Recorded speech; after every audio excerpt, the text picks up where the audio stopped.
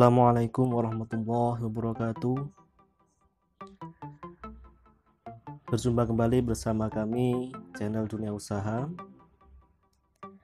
Bagaimana kabar sobat semua? Semoga dalam keadaan sehat walafiat, dalam lindungan yang Maha Kuasa. Amin. Kali ini kita akan berbagi informasi terkait dengan bantuan untuk para pengusaha muda, bantuan dari Kementerian Pemuda dan Olahraga Republik Indonesia. Pengumuman ini sobat bisa lihat di website resmi Kemenpora, kemenpora.go.id. Kemudian di sini kami akan sedikit menyampaikan terkait bantuan tersebut.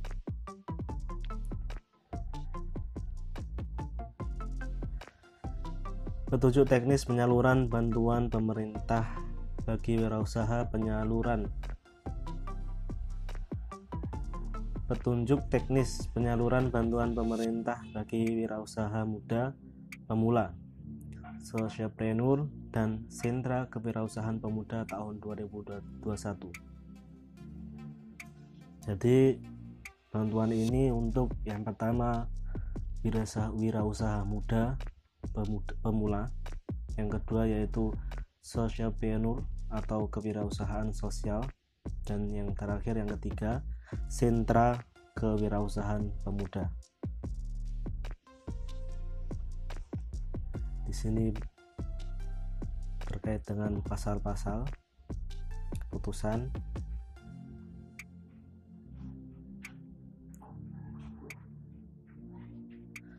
Ditetapkan pada tanggal 28 Desember 2020 oleh Deputi Bidang Pengembangan Pemuda M. Asyarun Ni'am Soleh.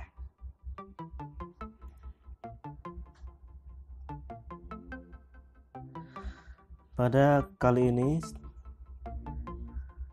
terdapat 6 bab. Yang pertama pendahuluan, yang kedua persyaratan, bab kedua persyaratan dan penggunaan bantuan, bab ketiga tahapan dan mekanisme penyaluran bantuan, bab keempat ketentuan proposal permohonan bantuan, bab kelima pertanggungjawaban, pengawasan dan sanksi, dan yang terakhir penutup.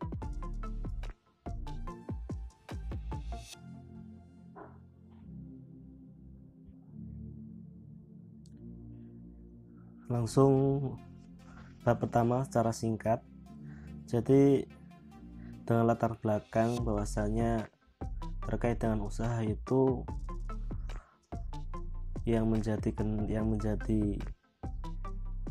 masalah, yang menjadi problematika biasanya yaitu terkait dengan ketidakcukupan modal dan keterbatasan akses permodalan untuk mengembangkan atau mempertahankan bisnis dan aktivitas sosial mereka, dan juga kepemilikan modal, tenaga kerja, waktu, dan sumber daya yang belum cukup untuk mampu mengakses pembiayaan dari perbankan. Dari sini maka Kemenpora, Kementerian Pemuda dan Olahraga, berupaya untuk mengembangkan kewirausahaan pemuda dan kewirausahaan melalui bantuan bagi wirausaha muda pemula, Socialpreneur, dan Sentra Kewirausahaan Pemuda. Oke, langsung selanjutnya yaitu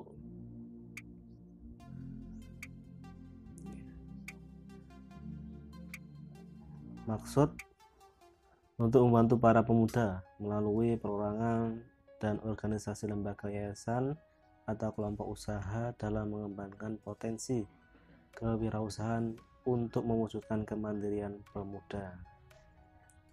Yang jelas tujuannya sangat bagus, yaitu mendukung wirausaha pemula dan socialpreneur yang memiliki usaha prospektif agar dapat mengembangkan usaha sekaligus untuk menguatkan kapasitas wirausaha muda baru dalam rangka memperkuat perekonomian bangsa, yang sangat cocok untuk para pengusaha muda. Yang kedua yaitu tujuannya mengembangkan sentra kewirausahaan pemuda sebagai basis pengembangan kewirausahaan pemuda serta untuk meningkatkan kinerja unit-unit usaha yang tergabung dalam sentra, baik untuk meningkatkan volume produksi, kuantitas, ataupun mutu produk atau kualitas.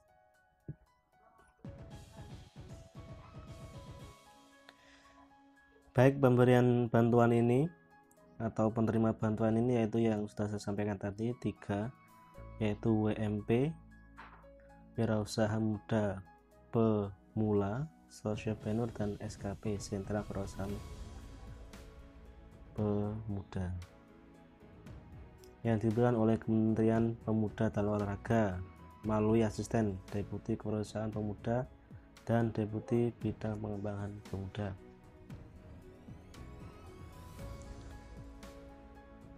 Ini bantuannya bisa diberikan kepada perorangan maupun organisasi, lembaga, yayasan atau kelompok usaha yang tentunya sesuai dengan peraturan perundang-undangan yang mempunyai kepedulian dan kompetensi dalam mengembangkan kewirausahaan pemuda.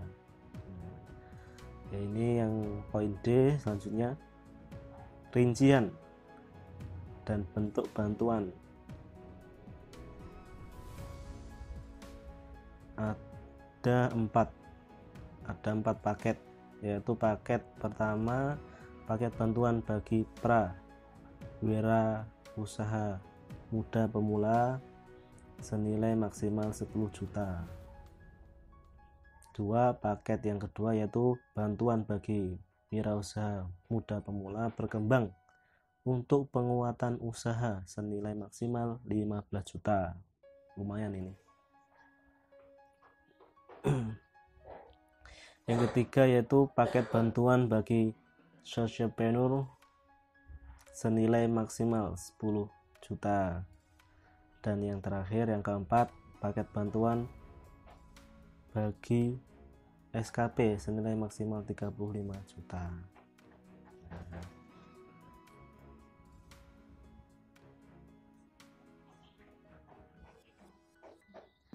Bab yang kedua, persyaratan dan penggunaan bantuan. Yang jelas ini yang pertama ketentuan A, ketentuan umum.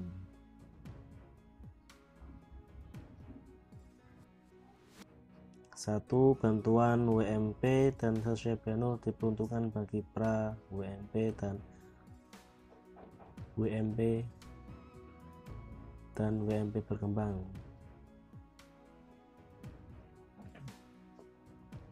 Dan sedangkan bantuan SKP itu pun bagi SKP. Penerima bantuan adalah warga negara Indonesia yang berusia 16-30 tahun yang mengembangkan usahanya secara perorangan atau SKP yang dibentuk organisasi atau lembaga, yayasan, kelompok usaha yang mempunyai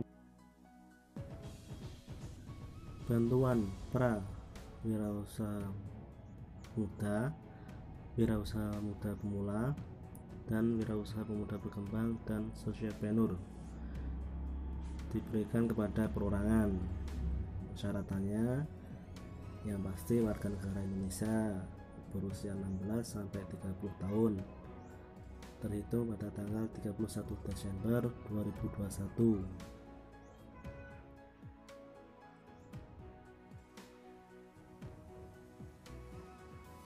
Memiliki KTP atau identitas lain, bukan PNS, tenaga akademis, TNI atau Polri, memiliki NPWP, memiliki rekening aktif, kemudian mengajukan proposal pengembangan usaha yang prospektif dengan rincian RAB-nya. sampai dengan poin I. Sobat bisa dibaca. Kita lanjut. Sedangkan untuk persyaratan penerimaan bantuan SKP,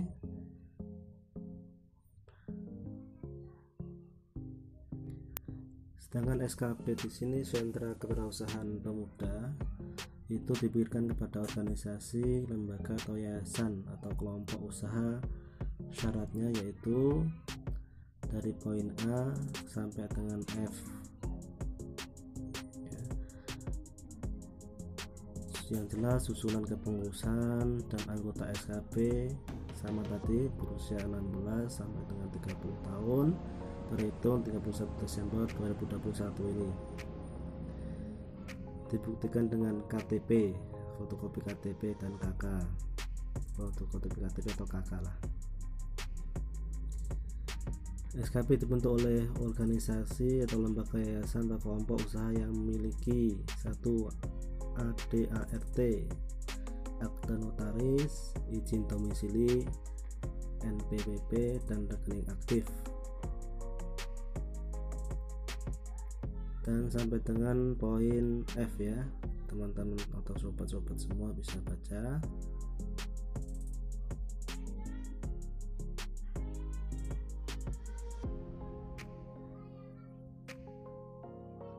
Selanjutnya jenis usaha yang menerima bantuan.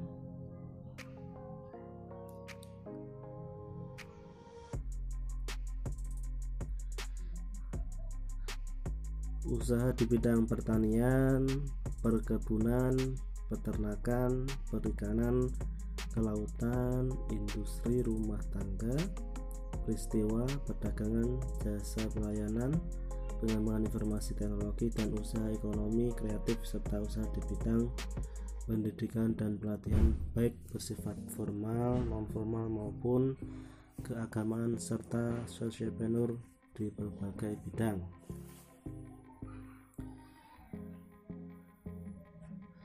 Sedangkan bantuan ini digunakan yang pertama yaitu untuk produksi, biaya produksi, kedua biaya pembuatan, dan yang ketiga biaya untuk mengikuti pelatihan atau kursus pengembangan kewirausahaan yang diselenggarakan oleh instansi resmi pemerintahan atau lembaga resmi yang lainnya.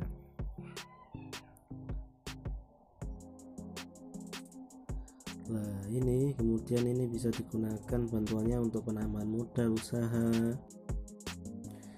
Yang pasti juga ini ada larangannya dalam penggunaan dana supaya tidak keluar jalur atau menyalahi aturan-aturan yang telah ditentukan oleh Kemenpora.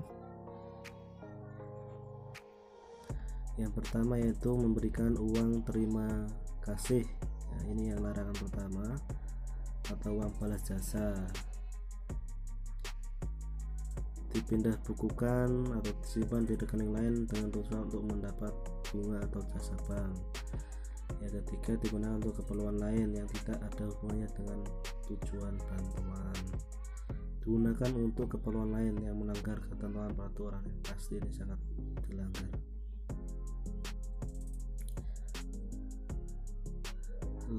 Kemudian sedangkan sisa dana di sini, setelah dana penerima bantuan harus menyampaikan bukti surat setoran sisa dana ke rekening negara kas. Jadi sisanya tidak buat sendiri ya, kita kembalikan ke kas negara. Langsung ke bab 3, tahapan dan mekanisme.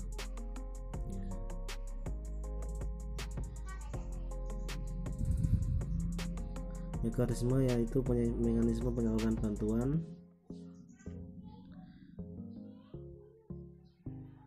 Pemohon menyampaikan permohonan bantuan pemerintah pada deputi bidang secara daring melalui situs kemenpora.go.id, dilengkapi data dan dokumen pendukung sesuai sebagaimana diatur dalam peraturan deputi ini. Kemudian Asisten deputi menyampaikan kepada deputi rekapitulasi data permohonan yang mengajukan proposal.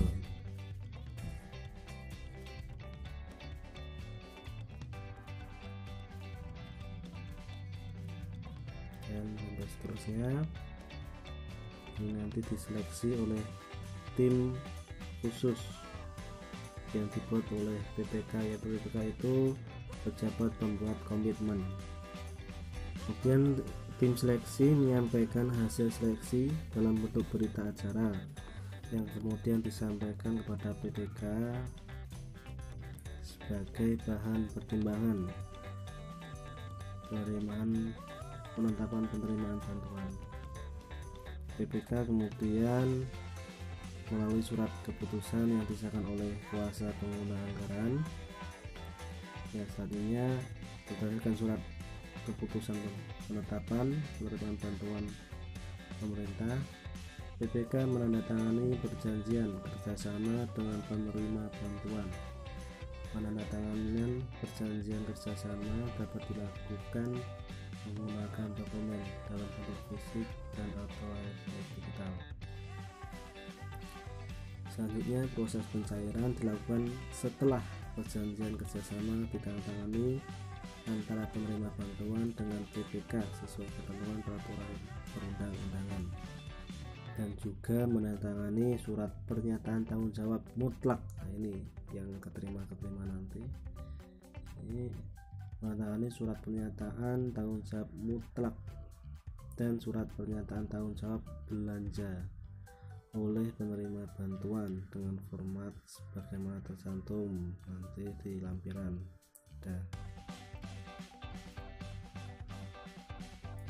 Sedangkan dalam pelaksanaannya, penyaluran bantuan ini dari bulan Januari, sudah dari bulan Januari kemarin sampai Desember 2021. Adapun batas waktu pengajuan proposal adalah sampai dengan 30 November 2021, kurang beberapa bulan lagi, atau sampai dengan jumlah penerima bantuan yang ditetapkan oleh PPK dan disahkan oleh KPA telah memenuhi 100% jumlah paket bantuan yang akan disalurkan. Seperti itu teman-teman.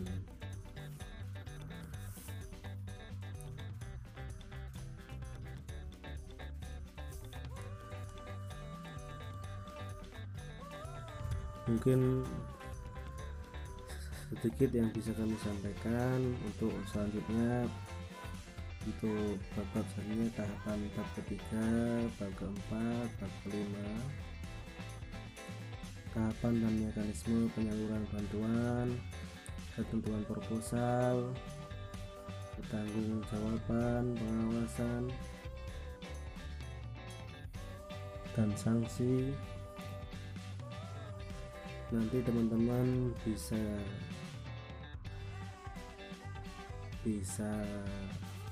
ceklah informasi ini di website Kementerian Pemuda dan Olahraga, atau teman-teman sobat semua yang mau dokumen ini bisa komentar di bawah, nanti akan kami kirim.